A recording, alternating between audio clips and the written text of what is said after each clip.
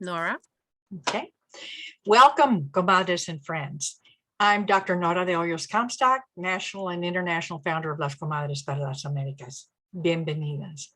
The leadership team and I are pleased to have you join us for tonight's teleconference as we are celebrating our Sweet 16.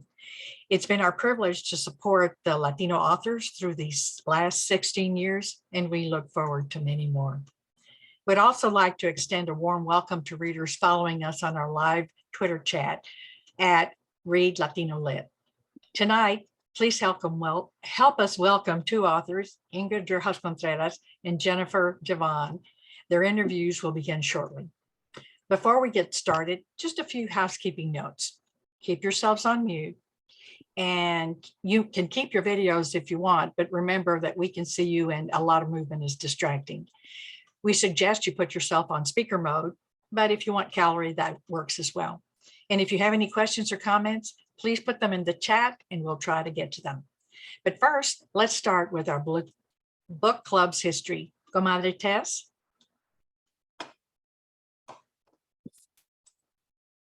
Tess, you're on mute. You think I'd know this? I'm so sorry. Anyway, welcome everyone. I'm Tess Tobin, the project manager of Las Comadres and Friends Book Club.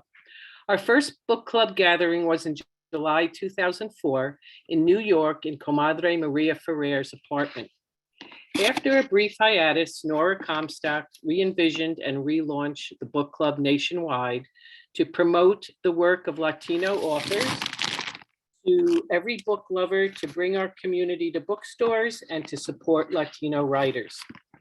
We started our teleconferences in October of 2007. This year, we are celebrating our Sweet 16 and to are leave a callback number, press 5. To be sharing works by Latino authors with all of you. We created the teleconferences and book club to entice everyone to read more Latino authors and to learn about Latino roots and the different perspectives on Latino culture and heritage. Our book club and Zoom teleconferences are open to all, not just Latinos. We are creating a space for everyone to explore the Latino writer's mind and soul as portrayed through the written word. We encourage you to join our local book clubs in your city or time zone. We have clubs in 12 cities that are meeting virtually, and some are back to meeting in person. There is sure to be one that can fit your schedule. If your city doesn't have one, why not help us with you to start one? For more information about our book club, visit our website at latinolit.com. So please invite others to join us. Comadre Karen, take it away. Welcome, comadres and friends, to our March 2023 Zoom teleconference. I'm Karen Gonzalez, Assistant Coordinator for the Las Comadres and Friends Book Club, Denver Comadres Book Club Facilitator, and co-founder of the Colorado Alliance of Latino Mentors and Authors. Thank you for joining us tonight. Tonight, we begin our interviews with INGRID ROJAS CONTRERAS, who was born and raised in Bogotá, Colombia. Her memoir, The Man Who Could Move Clouds, was named a best book of summer by Time. Her first novel, Fruit of the Drunken Tree, was the silver medal winner of the first fiction from the California Book Awards and a New York Times Editor's Choice. Her essays and short stories have appeared in the New York Times Magazine, The Cut, and Zyzzyva, among others. She lives in California. Interviewing her is Comadre Nilda Diepa, a board member of the Florida Writers Foundation, which promotes literacy in the state of Florida. She was also leader of the Maitland Writers Group and the author of the award-winning book, Alborada, a Poetic Memoir Across Cultures. The enhanced second edition, retitled Alborada, Dawn, a cross-cultural memoir in poetry, will launch on May 3rd.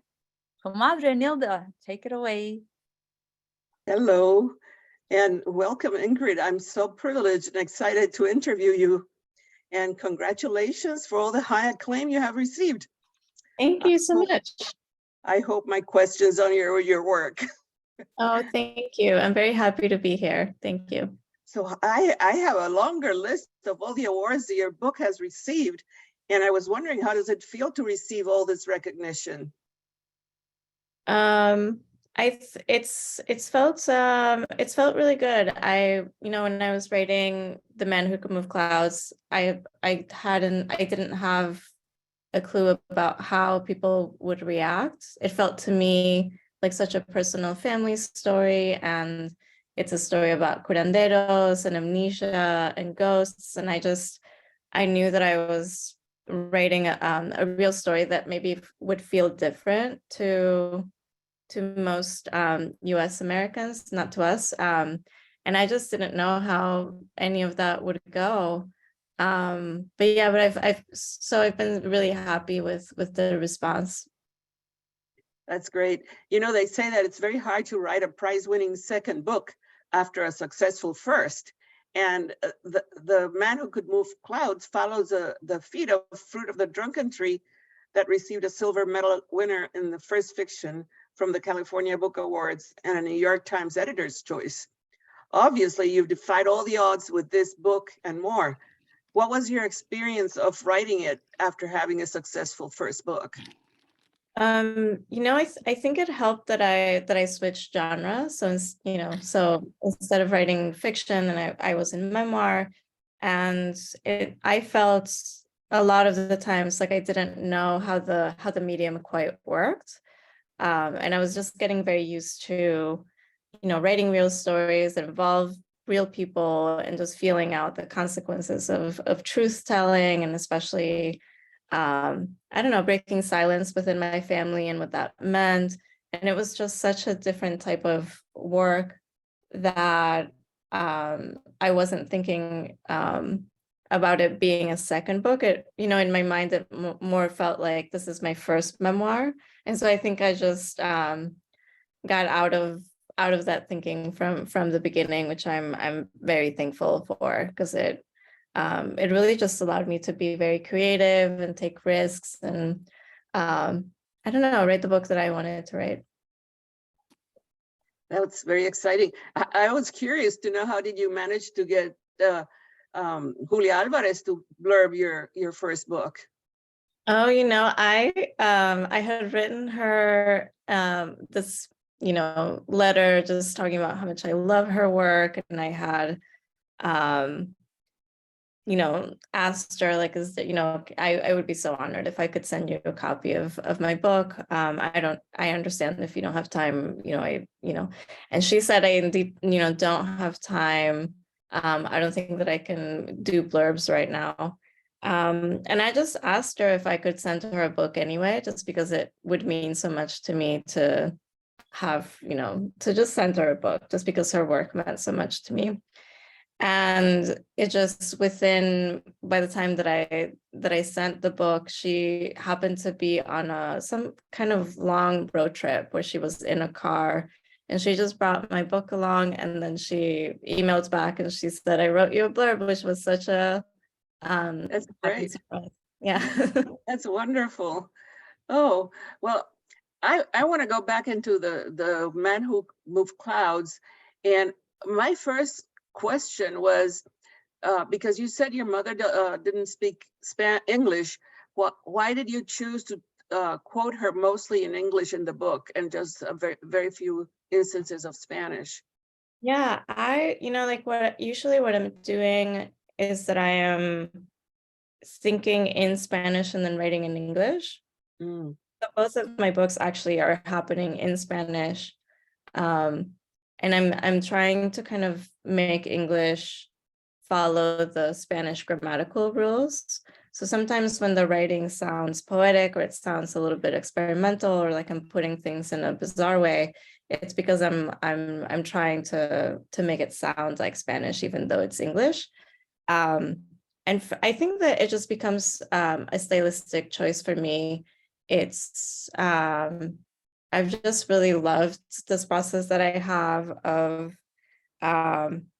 making English sound like that. And I do a lot of transliteration in my work, and I just find unexpected poetry I translate a lot of sayings. For example, there's one early in the book that's quicker than a witch's fart, which is something that we say in Colombia. And yeah, and I love how, if you say it in Spanish, it's hilarious. Like más rápido que pelo de bruja. It's so funny.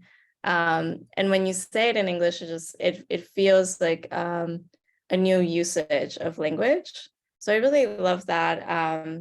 But yeah, so some of it, so all of everything in the book is happening in Spanish, but I'm just writing it in English.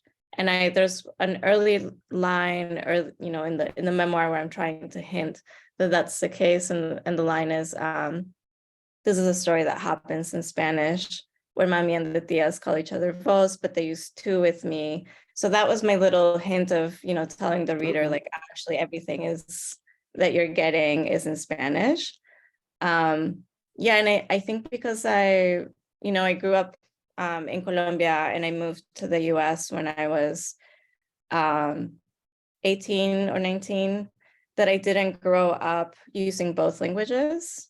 So I think my language formation is different than, someone who's Chicano, for example, who grew up here, and, their language formation is using both and mixing. And do you see what I mean? So I think I'm just, honoring all of that.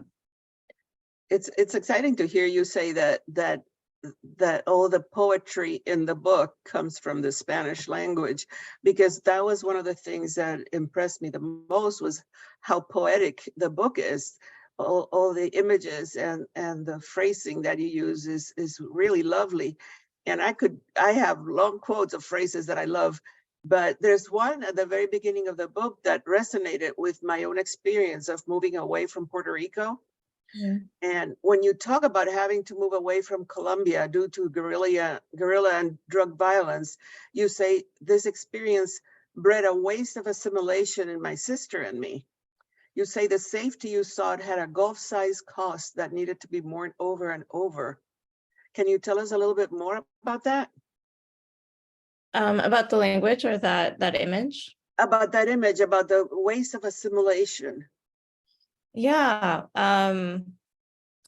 Yeah, I think maybe, all of us have thought a lot about this, but I, in my years of being a migrant, making a home here, I've always thought about how, like what we make this journey in order to reach safety and stability.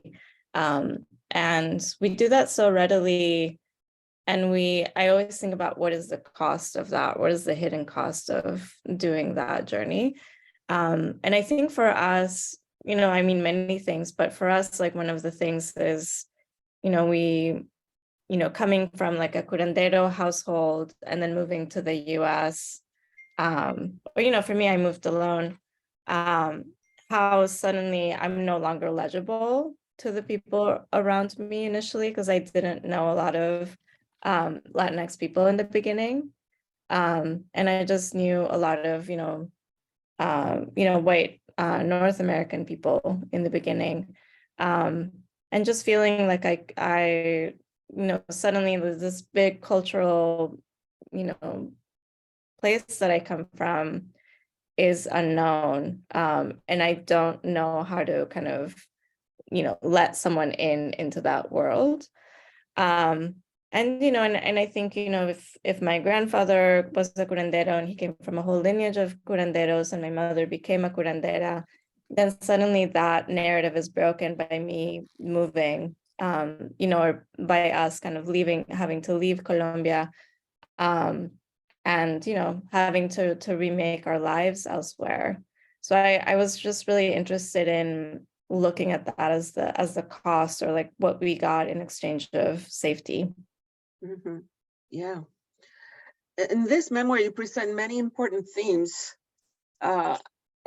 too many to even list, but although you weave Nono's story throughout the book, and you create a kaleidoscopic work of art with his story, it seems to be the background for your own history, fading in importance, Nono's history fading in importance compared to yours. So I kept asking myself, why did you choose a title that privileges Nono's story over yours? But then I looked at the cover of the book, and it kind of answered a little bit this question for me. When you say towards the end of the book that the truth of a thing lies elsewhere, not in what is written, but in its breathing and becoming. And when you unearth hunted treasure, you're supposed to trace a circle on the ground, recite the sequence of creation in order and in reverse. Words in my mother's mouth were once alive in my grandfather's, and if I speak them now on this page, this makes a circle. So maybe that helps explain why you chose the title. Maybe you can tell us some more about how you chose the title. Yeah, for a long time, I thought that I was just writing a book about my grandfather. And he's just like such a, for me, like the imagination of the book started once I knew that he had a business card. And to have a business card as a curandero, just, I'm still laughing about it. It's just so funny to me. Yeah. And then, what it said, because the business card says, cures you of all types of illnesses, diabetes, obesity, sinusitis, cancer, and witchcraft. And just like the collection of those things. And then beneath that, it says licensed by the Scientific Center, which he just made up. It's not a real, it's not a real place. So to me, like that was kind of the moment that I knew and kind of already heard how I might tell that story. And then, I started to see, and, as I was thinking about writing, that my mother, how much he and my mother, their lives kind of reflected each other, and her becoming a curandera as well. And I really felt that maybe it was going to be the two of them. And when I had an accident where I lost my memory in 2007, and my mother had lost her memory earlier when she was a young girl. And that's, part of the accident is how she became a curandera. So suddenly then I just belonged to the story. And I always kind of have a fondness for that time with amnesia, in part because it made me kind of belong to my mother's story, or to, to things that had happened in her life. So I started to think of maybe, echoes of somebody's, an ancestor then showing up in your life.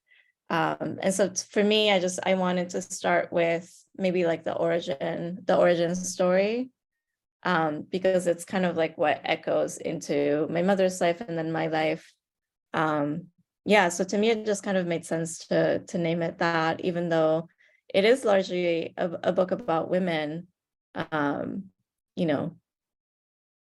and daughters and mothers. Yeah.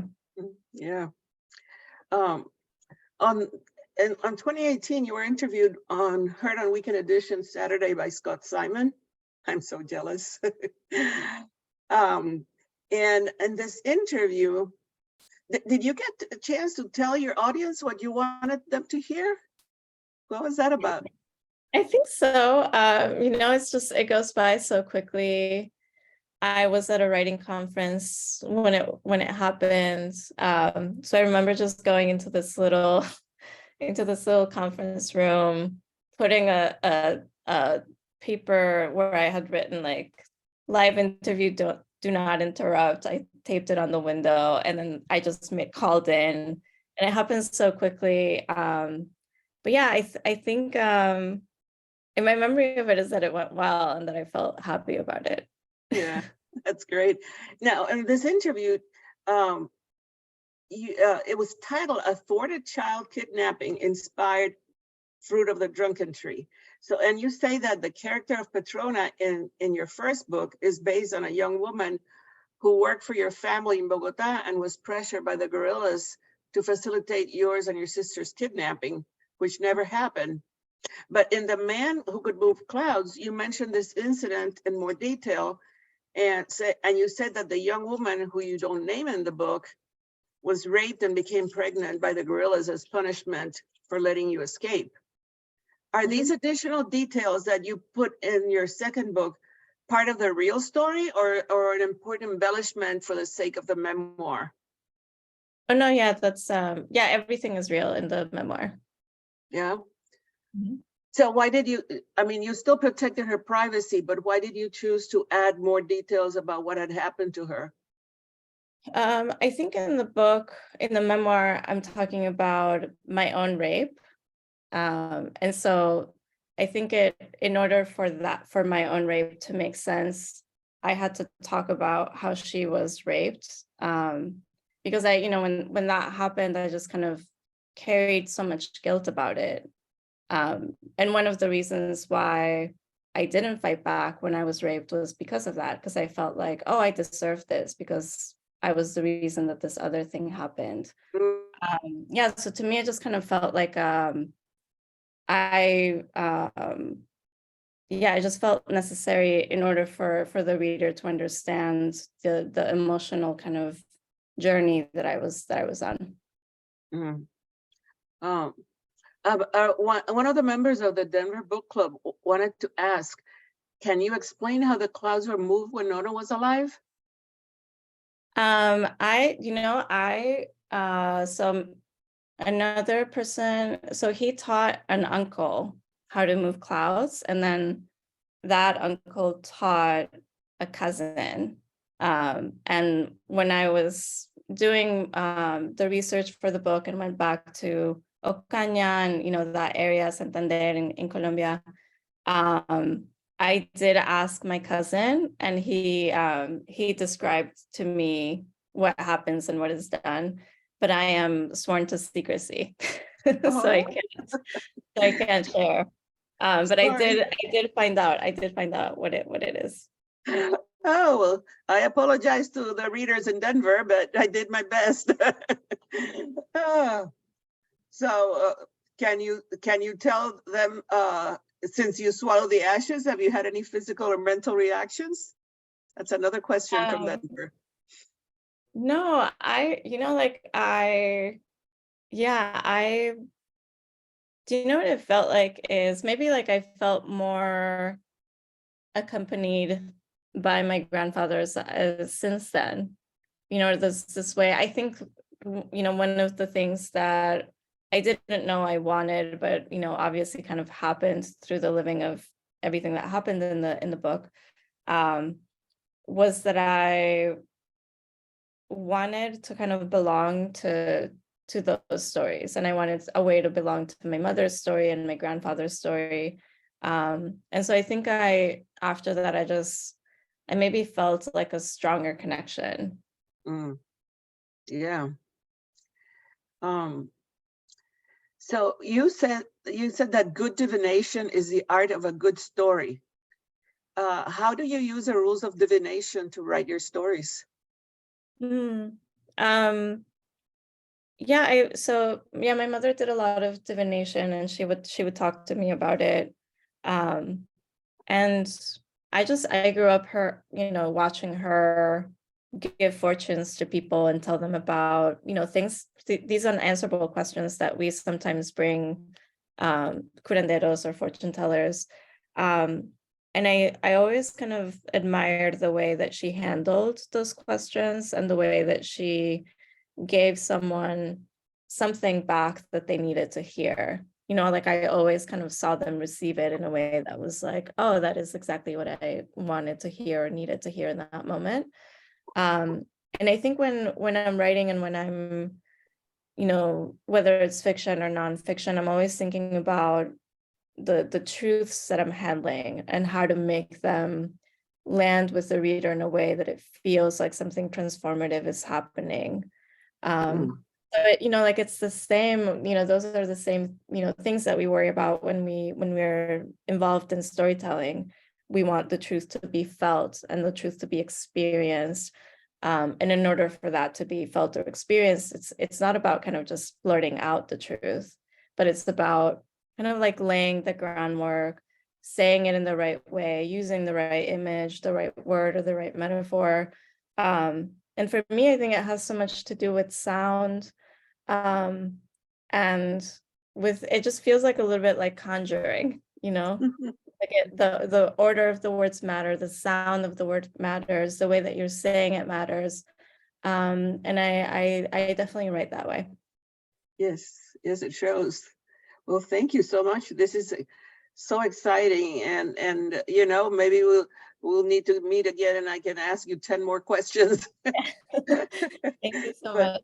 But I congratulate you for this wonderful book, and for all the beautiful phrases that you shared with us, and that for me as a writer, it's very inspiring to read your beautiful work. Thank you very for that. much. Thank you so much. Thank you for your questions, and everyone for being here too. Okay, gracias, comadres. Our second interview is with Jennifer Givhan, a Mexican-American and indigenous poet and novelist from the Southwestern Desert and the recipient of poetry fellowships from the National Endowment for the Arts and Penn Rosenthal Emerging Voices. She holds a master's degree from California State University, Fullerton, and a master's in fine arts. Let's see. Darn. From Warren Wilson College. She is the author of 5 full-length poetry collections, including Rosa's Einstein University of Arizona Press, and the novels Trinity Sight and Jubilee, Blackstone Publishing, which were finalists for the Arizona New Mexico Book Awards. Her newest poetry collection, Valley to the Brutal, Wesleyan University Press, and novel River Woman, River Demon, Blackstone Publishing, both draw from her practice of brujeria. Her poetry fiction and creative nonfiction have appeared in the New Republic, The Nation Poetry, Tri-Quarterly, to name a few. She's received the Southwest Book Award, New Ohio Reviews Poetry Prize, Phoebe Journal's Greg Grilmer Poetry Prize, the Pinch Journal Poetry Prize, and Cutthroat's Joy Harjo Poetry Prize. Interviewing Jennifer is Comadre Maria Ferrar. Maria is the executive director of Las Comadres para las Americas. Take it away, Comadre Maria. Thank you. Thank you. And thank you, Jennifer, for being here. Thank you, Ingrid, for being here. I don't know if anybody noticed, but Tess and I noticed that we didn't do it consciously, but both of your books are about magic, you know? And it was like, oh my God, they're like magic. You know, it was like magic. They had to be. They had to be. They came together. The universe has spoken, and you know, you guys came together. It's a great pairing. We love it. Before we get into my deep, heavy questions, Jennifer, if you can please share a brief synopsis of your book for the readers who still have not gotten started, which I advise you all to get started. So if you can share with us a little synopsis. Sure. River Woman, River Demon follows Eva Santos Moon, who is a bruja, but she has been disconnected from her ancestral magic. Her mother was a bruja curandera, but she died in childbirth. And so the rest of her family, she is not connected to. She has a Catholic sister, Alba, who raised her. And Alba is kind of afraid of brujeria and doesn't really have anything to do with it. And Eva witnessed it, or actually is involved in the drowning of her best friend when she's a teenager. And it's traumatized her, it stayed with her. And when she is a young woman, she meets a man named Jericho Moon, who is a practitioner of hoodoo, which is his African American folk magic, if you will. And it's an amalgamation of indigenous, African, as well as kind of Pentecostal magic as well. And that draws from my own husband's practice that he brought into our marriage, along with my practice of brujeria and curanderismo. And so Eva, that's where Eva is. She's facing these demons from her past. And her husband, Jericho, is supposed to be at work at where he has an occult shop, if you will. It's called Rag and Bone. It's where he where he performs, but also sells magic. And anyway, and Eva's children, they have 2 young children, 7 and 11. She calls them her exes. Javier and Jimena are asleep in bed, and she's just, she's pulling tarot cards and trying to write a book on tarot, but because of the trauma that she's still facing and really prolonged grief of what she's facing from her childhood, she has a drinking problem. And so she really is becoming inebriated that night and falls asleep and wakes up. She hears something down in the river. She wakes up, thinks maybe it's just the wind or something, goes back to sleep, wakes up again and hears Jericho calling for help. She runs down to the river and finds he is in the river with the body of their best friend, Cecilia, who works with him at the shop, dead in his arms. And she is terrified, confused, and has to, the rest of the book is she has to use her magic to figure out what the heck is going on and who did this and who is responsible, and how will she protect herself and her family. I have to tell you, I too have fallen under your spell. I mean, I love this book. It is complicated. It is deep. It is intense. Sometimes I was there like, oh my God. I wanted to put it down because I was getting like a little bit hyper, and then it's like, I can't put it down. I can't put it down. I need to know what happens. So tell us, what inspired this book? I mean, were you thinking, I need to write a magic book? Where did the little germ of an idea come from? Absolutely. So I actually had been writing a memoir at the time, and I didn't ever finish it. I haven't finished it yet. And I think I'm going to go a different route with the memoir another time. But I knew that I was thinking about and journeying into my own practice and my family's practice. And my husband and I had actually gotten a divorce and then gotten back together, and we're remarried now. We've been married for 13 years, got a divorce.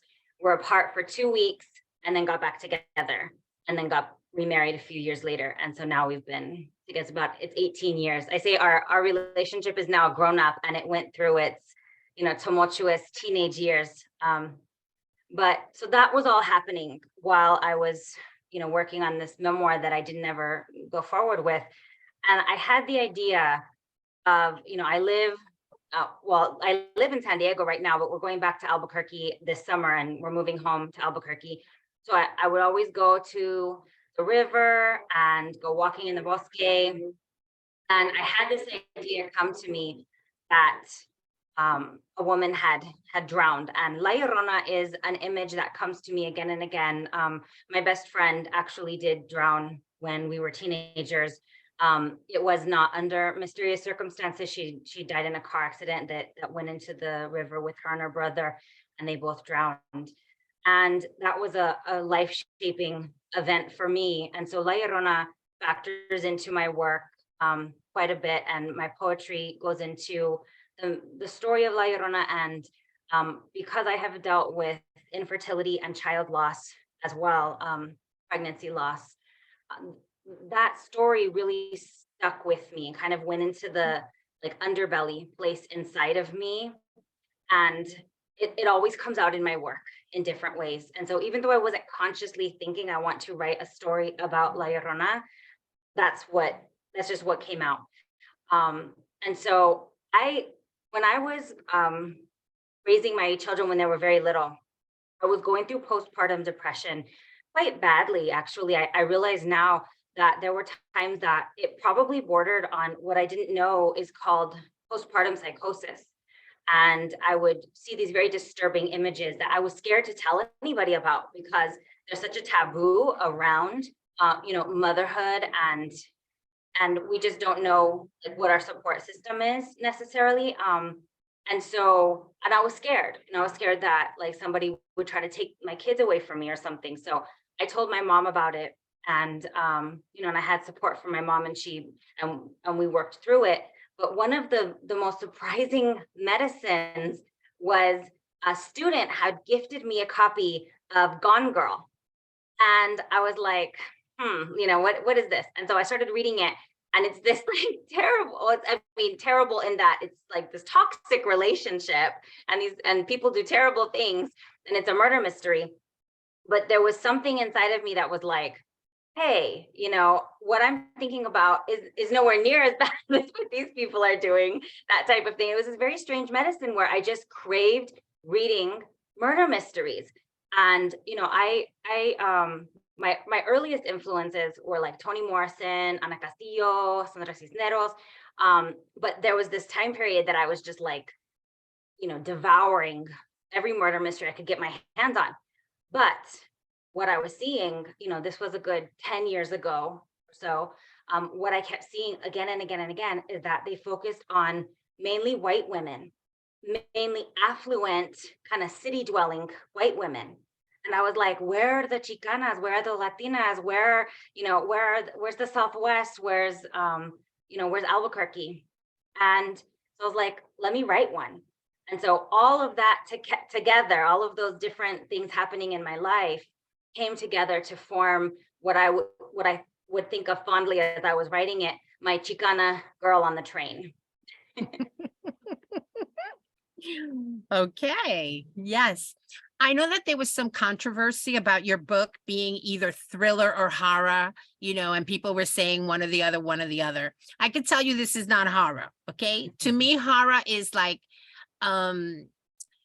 gratuitous violence and lots of gore. That was not here. I mean, yes, we have dead bodies and we have drowned bodies, but this is not horror. This is more of a thriller, suspense, definitely a mystery. And we have enough dead bodies, you know, to be really nice, juicy thriller. But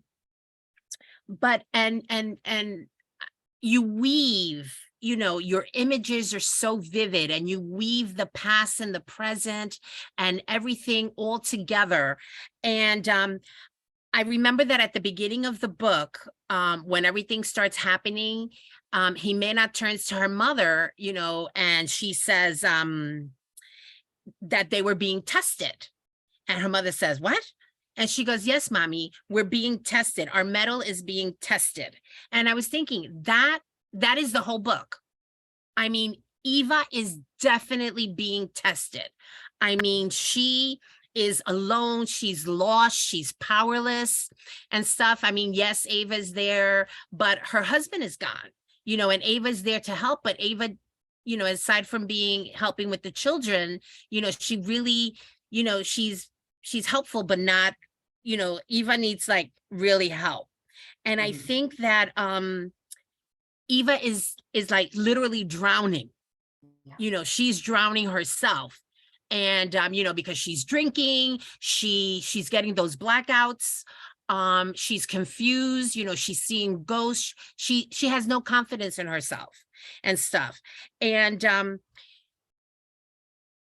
is her weakness, you know, well, maybe not weakness, but I think that her weakness is because, you know, like Jericho tells her, you have the power in you, but she doesn't see it. She doesn't grasp that she has it in her and stuff. Is that what you were trying to tell us as well? Yeah, and I think that so much of it too is that I wanted to be as vulnerable. I wanted her to be as vulnerable of a character as I could make her, partly or primarily because the deeper theme of the book is that she needs to learn to trust herself. And, you know, part of this was as I said, things had happened in my own life. It's not an autobiography in any way. It's not a memoir, but quite a few of the experiences that Eva and Jericho go through are drawn from my own life. And so, for instance, my husband, who is Black, was accused of something that we got a lawyer, and it was proven that he did not do it, but that tested our family. And because I have had trauma in my own life, specifically sexual trauma, my first instinct was to believe the The woman, negative. you know, and right. And because I always believe the victim, always. But then when you bring race into it, right, and we know that there is a history of white women accusing Black men of things that they did not do. And it became so complex. But as a light-skinned, you know, white passing woman, you know, I needed, those were things that I needed to learn. And I was very young when we went through this. I was in my early 20s. And, you know, and I wanted to bring that to the page. And I think that I didn't mean to make Eva weak in any way, but to make her completely human and, you know, and to show all of her flaws and not to hide that at all. Because another thing I think that was really powerful to me in reading these murder mysteries where, you know, there are these unreliable narrators and women who are, you know, not really sure what's going on around them, is that I wanted to show a different way of thinking about mothers than we might have typically seen, especially in Latin American literature, where mothers are often like put on a pedestal, but, you know, not necessarily showing like how effing hard it really is on a day-to-day basis. And especially if you're dealing with trauma and or mental illness and right, any like poverty, any other number of factors. Like, yes, we are strong and we get our families through, but right, there are also times that it can feel like we're drowning and we have no idea, you know, who to turn to and who to trust. Sometimes, you know, as when I was going through postpartum depression, it felt like least of all myself. And I wanted to convey that in Eva, to give another picture, another way of seeing Latina mothers, you know, and some people haven't seen that. And I think specifically white women haven't understood that. And people have called her an awful mother, which has been hurtful because, like I said, I did draw from my own experiences. But I think that, you know, I still stand by my decision to write her the way that I did. If I were to write the book now, you know, even just 2 or 3 years later, since I finished writing it, it would be a different book because I grow and learn and change every day. And that's part of Eva's transformation. Like I had to go through it with her to reach her transformation. And she taught me so much. So I would be a different person now and I might write her differently, but I still stand by my decision to write her the way I did because, you know, these are conversations that are sticky and prickly and uncomfortable. And I think that we need to have them. So, you know, I don't think she's an awful mother. And I know everyone hasn't seen her that way, but I'm so grateful that her story is getting out there regardless. Yeah.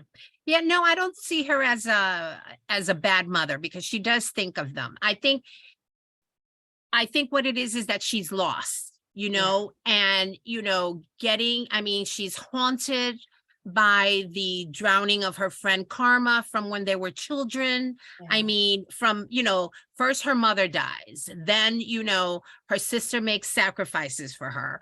Then, you know, because it's all about the women really in this book, the female relationships are key, you know, and, you know, Eva is sick, you know, she is, she's unsure, you know, only when, you know, Jericho was there and propping her up and giving her confidence did she make that beautiful glass that sold, you know, for a lot of money. They were able to buy their ranch. They were able to be comfortable and everything.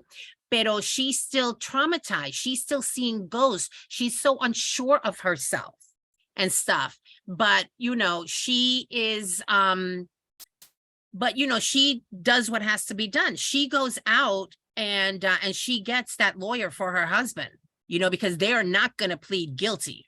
And, you know, and she, you know, even it's not like very confrontational, but she stands up to the detective, you know, to la detectiva. She stands up to her, you know, so Eva has those, you know, that strength in her, just like Jericho keeps telling her. And this is her journey. She needs to grow. Yes, she makes stupid decisions and, you know, but she's hurt, she's confused. And I think all that, you know, her journey, her growth is what makes, you know, is what makes the books, you know, the images of mothers, of sisters, of frenemies, you know, as they say, and stuff. Do you feel that, I always feel that women are the stronger sex, not just because we give birth, but I think because we're vessels of power and stuff. We have so much deep within us and stuff. Do you see that as well? Is that what, you know, what Eva becomes at the end? Yeah, I mean, I don't know for myself if I've ever thought about it as like one or the other, like who's more this or that. I just know that we are powerful, we are strong, and that we don't like, that's not how the world necessarily sees us. That's not how society sees us. Like, even though Latinx books typically are about mothers and women who are strong and independent and support our families and get our families through really tough circumstances, like the rest of the United States doesn't necessarily read those books and doesn't necessarily like watch movies about us. And so I very much wanted to put a woman front and center. And yes, she's complicated. Yes, you know, yes, you can criticize her for this or that, but ultimately, like, she does get her family through. And then ultimately, she is a badass. And she always has been. She just didn't know it. And that's really what all of my books are about. Trinity Sight, same thing. Very much about women who are powerful but don't necessarily know it. And I think so much of it has to do with the fact that, like, my mom is such a powerful woman. You know, she's Catholic. She's very devoutly Catholic.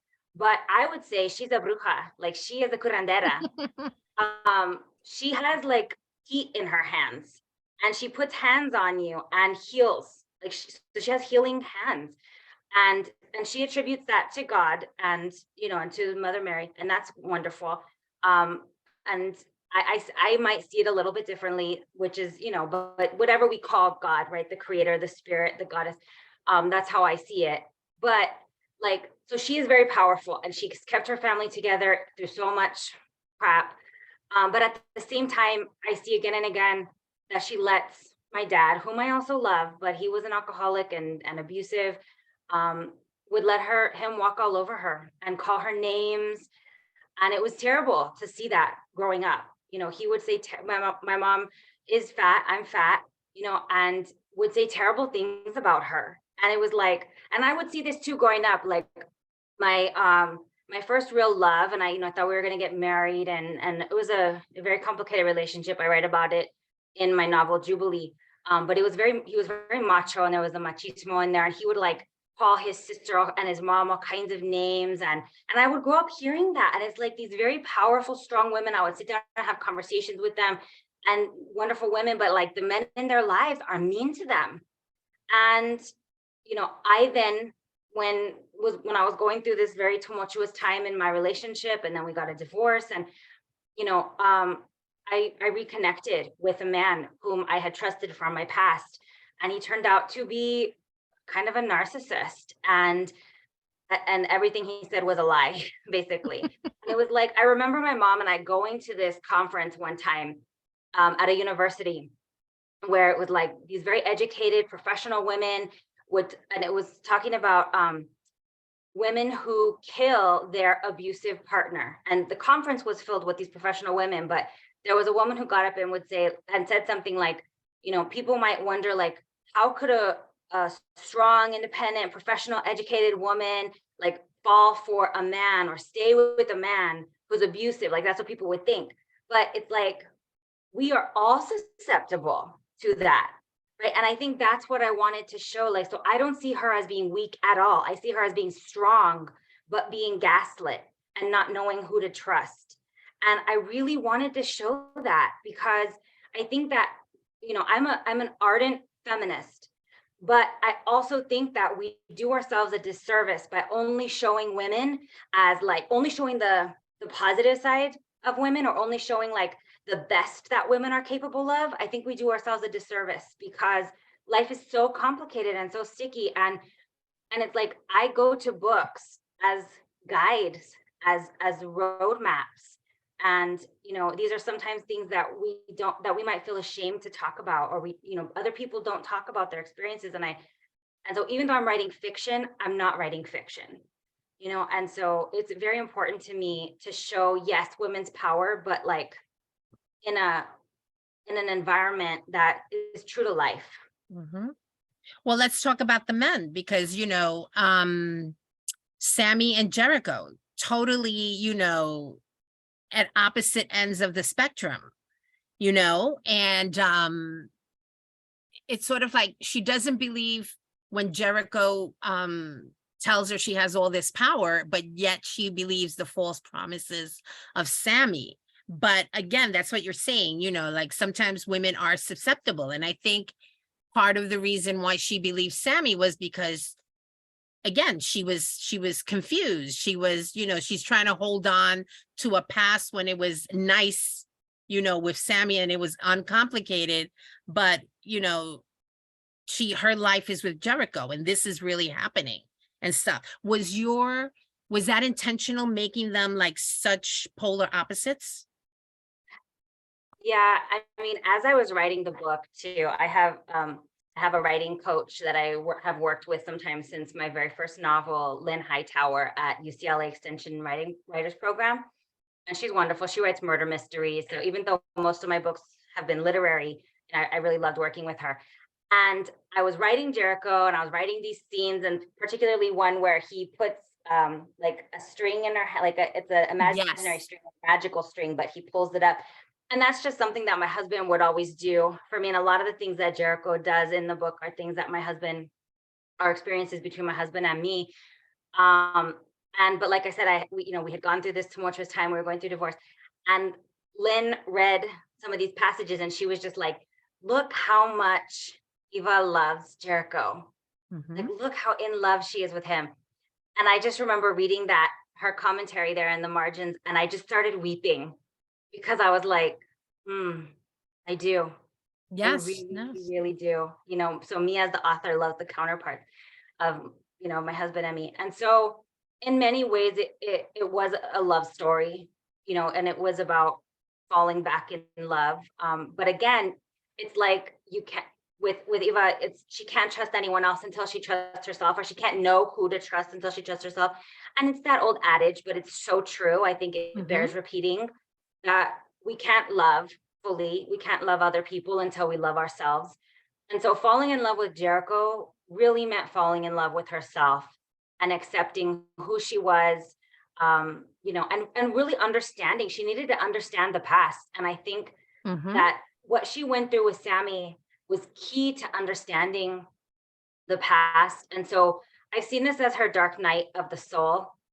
She had to go through it in many ways, because if she hadn't, then she would not know, what happened. No, this was part of her hero's journey. She had to grow, and she had to see what was right in front of her. Jericho's love was right in front of her, and her love for him was right in front of her and stuff. And she does turn into a badass at the end. And let me tell you, I love Alma. She was a good sister. She was a wonderful sister. Okay, so we're getting to the end of our program, but I wanted to ask you, I have to tell you, the river to me was a character. Good. And I thought it was very important because I don't know if you did it unconsciously or you did it, purposely, but you named the river twice in your title. Okay, it's River Woman, River Demon. Okay, so the river to me became also a character. It flows peacefully, it's murky and treacherous. I mean, so it was, it's sort of like the past and the present, weaving, swaying, just gurgling past and forth. And it was very much a character in the book. Did you feel like that?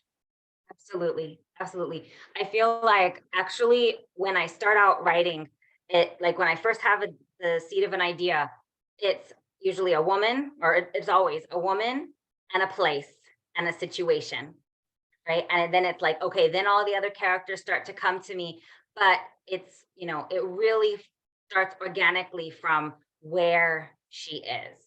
And almost always, and probably it always will be, I grew up in the Southern California desert on the Mexicali border.